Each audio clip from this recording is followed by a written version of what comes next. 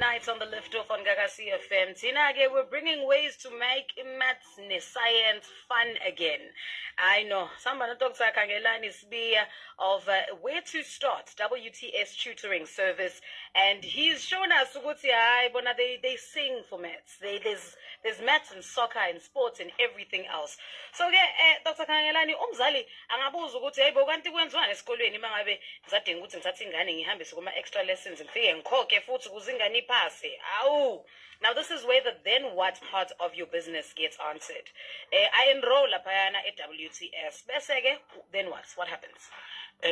Kushuthi kafushana nje ngiyayithanda lento eshoyo ukuthi ke nangu umntwana ufunda esikoleni aphinde abe ayenza ama extra classes mhlambe nje umzali osekhaya akangakuthathi nje njengento engathi kunzinyana ngoba ngenze sibone sinabantwana abafunda ezikoleni ezama model C schools abakhokha more than 50,000 but labo bantwana labo sebanabo baphinde uthothi ukhokha 50,000 more than 50,000 aphinde futhi umntwana uphinde umkhokhela ama extra classes so sekuyi nature yabantwana esinabo manje nanokuthi nje uma ngabe uthisha efundisa kwesinye isikhathi uthisha usuke efundisa ukucover isyllabus isikhathi esiningi angenaso ezinye izikole ayinawo ama extra classes or else nawo ama extra classes kodwa ke umntwana uthothi ke akam understand kahle uthisha because of indlela yokufundisa ke to say so bese kubiza ukuthi ke amletheke kithi sikwazi ukuthi simlekelele ngoba bese ngichazela ukuthi thina siyenza ibe mnandi lento khona umzali omunye ade ekhuluma nje commenta lapha nothi kazo wongazalwa ngani ngekhathi sethu ngoba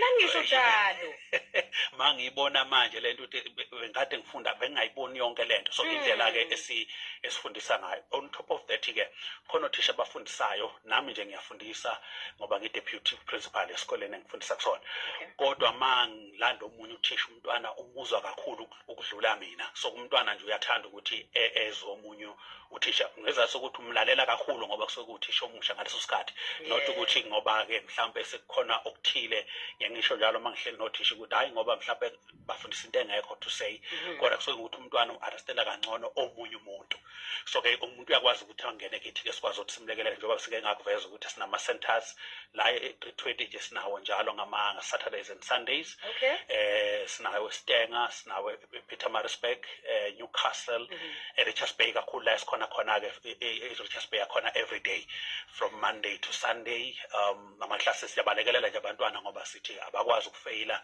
le math second and kubalekele umzali ukuthi engalindi umntwana azafeyile bese efuna ke usizo ngoba sinabantu abathi omunye ade ngikhuluma naye uthi ngifuna ukuletha umntwana kule boot camp enizoba nayo usethi ke manje ngibona ngathi sekulate ngithi mina ayingcono ke wena uze manje khona beza sekusele u2 weeks so ke sithi ama exam ngaye ngafundisa kwesinye isikole ngoba sike sibizwe ezinye izikole invite ngifundisa upaper 1 algebra yazi ukuthi algebra paper 1 ngiqale khona njengamabomu ithi ngathi upaper bani ke lokho yazi ngathi ngakubhala ke lokho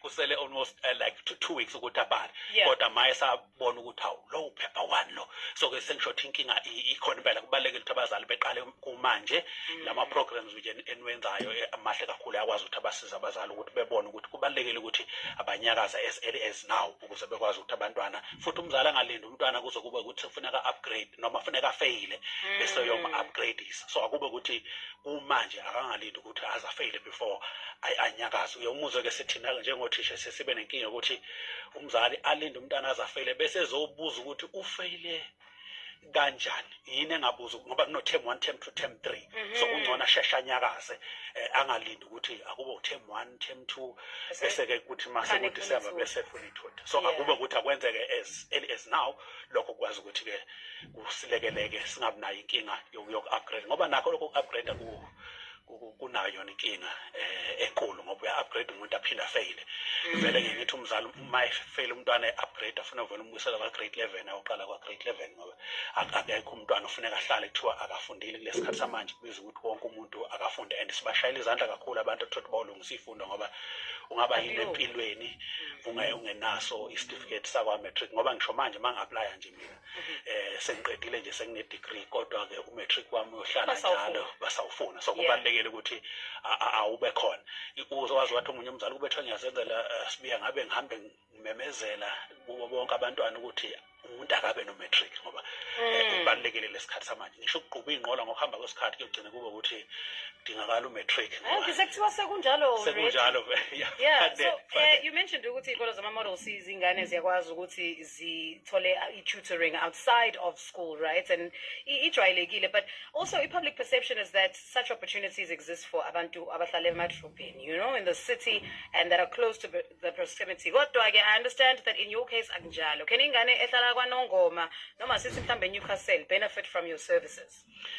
Kakhulu njengoba ngeke ngakuveza ukuthi ithina sithanda kakhulu ukusiza bona abantwana abasuka emakhaya ngoba into esiyithandayo ukuthi sibe nomntwana othi bengade ngila sengila ngakho ama-centers ethu ngikhuluma ukuthi sino 21 sesivulelekile ngoba ngisho ko-Gauteng sesinawo ngisho nama-centers so indawo ney'ndawo uma ngenza nje sibona eNewcastle sine-center kwaNongoma sine-center ezolontshwa nje cishe next month sobe sesiqala and-ke on top of that uyakwazi ukuthi umntwana uma ebona ukuthi aka-afford ngoba sikuveza ukuthi kakhulu uyothola ukuthi ama-model C schools noma ingane ifunda khona igcina seyi-attend so-ke uma ungena nje uthe Dr. Khangelani Sibiya ku-Facebook kunama-free lessons mhla ka-21 nje ngizobe ngise-Gauteng ngiyorekhoda onke ama-topics e-mathematics and ngizowafaka nje mahhala laphayana ku-YouTube konke ko-TikTok siyazi-ke abantwana bayayithanda lezo zinto lezo so ngizobe ngifake khona uyakwazi ukuthi u-access wonke lama-topics mahhala ngezathu sokuthi silekelela khona ukuthi asingabi nawo umntwana othi-ke akunawo amandla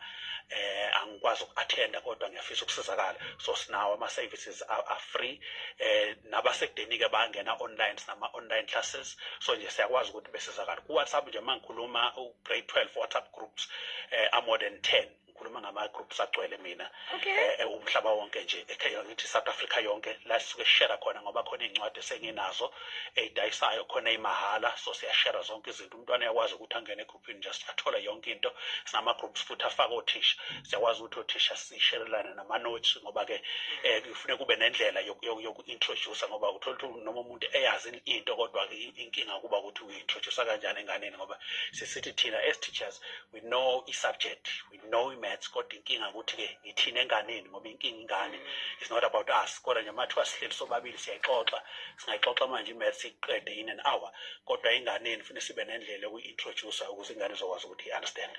Sure, I know. This is quite insightful, Lige. We'll be wrapping up this conversation on Siapanta in just a little bit with Dr. Sibiya. I love the fact that he's bringing maths and science to everyday life, but also bringing his services to the public, sometimes even for free, via YouTube as well as TikTok. All right, so we continue this conversation after something Soweto. It's titled Nodoli on the left. Siapanta with Dr. Khangelani Sibiya of Where to Start Tutoring Services.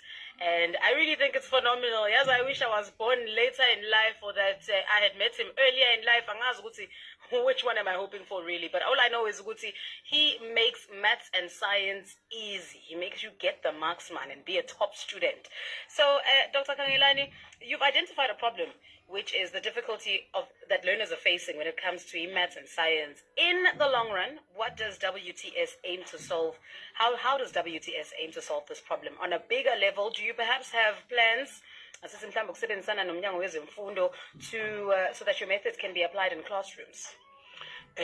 Khosazana ngiyawuthanda kakhulu lo mbuzo ngoba-ke esinakho nje ezi-WTS man ngokweplan esinayo ukuthi sivule into ethi maths and science e-school ezobe ifocuse kakhulu ukusiza abantwana with maths and science ingeza ukuba bikho ngisho i-maths lit there ngoba-ke siyafisa ukuthi-ke ngoba i-country yethu is still a developing country to say so idinga kakhulu abantu abane-maths and science ukuze bezokwazi ukuthi belekelele kwenza zonke izinto ey'dingakalayo so-ke i-aim kakhulu ngoba sisize sicele ngisho abantu othola ukuthi bayafisa ukulula isandla ngoba kumanje nje la kuhlala khona abantwana abalungisa ifundo kunendawo laphana esirentayo sifisa ngisho ukwakha kuyona manje abantu abakwazi nje ukuthi belekelele siyacela kakhulu ukuthi belekelele kuyona ekutheni siyakhe leya ndawo sikwazi ukuthi sikhande sasikole sikwazi ukusiza abantwana so yilokho kakhulu esinakho ukuthi sifisa ukuba ne-maths and science school ekwazi nje ukuthi isize abantwana and-ke working with departments sesivele siqalile sisebenza nabo ngoba sikwazi ukuthi iy'kole zisibize kuba ukuthi umhloli thizeni uyakwazi ukuhlanganisa iy'kole sifike for i-weekend leyo kusuke kube kwi-cross day uthola ukuthi mhlawumbe siyeswenza kakhulu ngama-Saturdays and Sundays and kusuke kumangaza kakhulu ukubona abantwana nendlela ba-enjoya ngayo ngoba suke sinabantwana aba-more than 300 ehall. Ngiyakhumbula nje ngifundisa kwenye indawo kuleliya viki abantwana babengemuva babengaboni ngisho ukubona phambili ngendlela kwagcwele ngacishe sinengane zo-600 zise-hall. Kodwa-ke singendlela esikhule ngayo i-organization sikwazi ukulibamba iklasi njengoba linjalo siyikhulumisa nje imaths umntwana i-understand. So-ke nje kakhulu sisifise kodwa abantu abangakwazi ukuthi belekelele. That's why sayivula yaba yi-non-profit organization ngoba senzela ukuthi abantu abafisa ukuphosa bekwazi ukuthi bephose kube nama-screens kwazi kakhulu-ke masingaba nje ne-online class othola ukuthi mangila umntwana ose-Eastern Cape uhleli phansi umntwana osejozini uhleli phansi uyabuka kube lula kanjalo ngoba lokho kakhulu esifisa ukuthi abantu base-South Africa basizakale ngalento ethinta i-maths and science.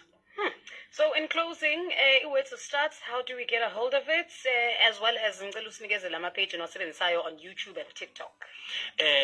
Bantu bakwazi ukuthi besithinte kwi-number kuba u-082 67 27 928. Mhlawumbe kuyiphinda u-082 67 27 928. So uyakwazi ukuthi mayithinta le nami suke zothola u-admin akwazi ukuthi abuze yonke into akwazi ukuthi afuna ukuyibuza ngale camp esizoba nayo ama-classes umuntu ofisa ukulekelela yonke into uyakwazi ukuthi ayithole lapho bese sikwazi ukuthi sesizakale nathi naye asizakale. Bese kuthi ku-Facebook mawungene nje wathi-ke Dr. Khangelani Sibiya kunama-free lessons owatholayo lapho esiwafakayo. Bese kuba nepage le-WTS-ke lithi WTS Maths and Science Tutoring si-update zonke izinto. Mawungena ku-TikTok-ke sitholakala kakhulu lapho. Abantwana bayicula nje maths khona lapho. Uma ukuthe nje Dr. Khangelani Sibiya noma uthe WTS Maths and Science Tutoring yakwazi ukuthi usithole. Ku-YouTube mawungena nje wathi Dr. Khangelani Sibiya uyathola ama-free lessons uyakwazi ukuthi ufunde. Ade ngithinta omunye umntwana nje uthi sekuphela idatha ngilokhu ngilapha ku-YouTube ngifunda. So ke kakhulu siyajabula ukuthi bayakwazi ukuthi besizakala. Abantu abangakwazi ukusithola nje bayakwazi ukuthi besithole lapho kodwa okwazi futhi ukufika ayithole sesikhipha into ethiwa umhlahlo-ke sesidume ngalokho nje mase sifundisa mase umhlahlo suke si-analyze iphepha suke konakele kakhulu ma usuke u-attende leyo session noma ubukele leyo session nakanjani asikhulumi ngento ethi level 4 sikhuluma ngento ethi 6-7 ngoba sikholelwa yilokho ukuthi-ke umntwana ukuze angene evasithi ngokuhamba kwesikhathi kuyogcina ngeno level 7 nje ngoba uyabona ukuthi competition baningi abantwana so umuntu level 5 ugcina angasitholi isikhala so ke sithi umntwana kathi 6 mahlulwe noma athi 7 mahlulwe 7 akawele ku6 nazo lesishumayela futhi kakhulu selapho nje sesifana ngiyengikholelwa ukuthi akekho umntwana okuthiwa yena akadalelwe maths ngoba akekho umntwana ongathiwa wisdom ofika ka grade 12 so lokho nje ngifisa ukusho kubantwana ukuthi akekho umuntu oyisdom indlela umuntu afunda ngayo noma indlela umuntu ama uthi maths inzima izoba nzima kodwa uma ukuthi uyayimisela uyafunda nakanjani uyakwazi ukuthi maths ukwazi ukuthi uyiphasa nazo ke hayi ungayiphasa imaths impela and futhi ungayiphasa easily with the way to start tutoring service. Thank you.